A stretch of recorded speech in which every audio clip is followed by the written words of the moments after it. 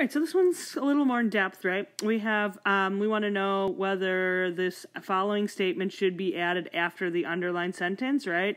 Okay, so let's go through and kind of summarize what's happening. So we have American labor experience. So I'm just starting here. American labor experienced the successes and failures of the 1920s.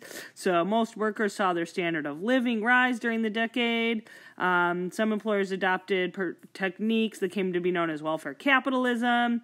Nearly 3 million, so industrial workers qualified for retirement pensions. Unions emerged then we have like unions emerged, right? I'm just summarizing these sentences, kind of looking at subjects and verbs to get the gist of what's happening.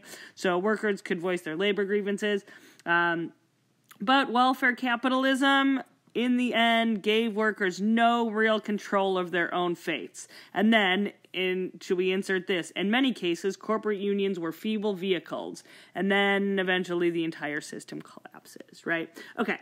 Does this help the reader understand why workers may have had little control over their own fates? So if I say, in the end, it gave workers no real control over their fates because corporate unions were feeble vehicles. That kind of makes sense, right? If these are feeble vehicles, it would tell me why, in the end, they had no real control of their own fates because they weren't things that worked all that well.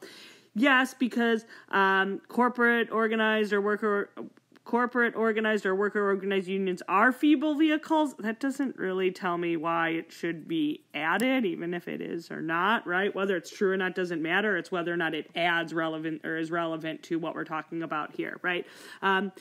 No, because it fails to provide a complete explanation for some of this one.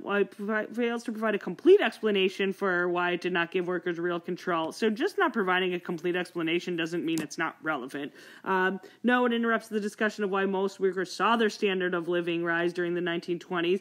Well, that discussion is here, but at the end, they're really talking about how they had no real control over their own fates. So the discussion turns to not workers seeing their standard of living rise, but into like why in the end it actually didn't work.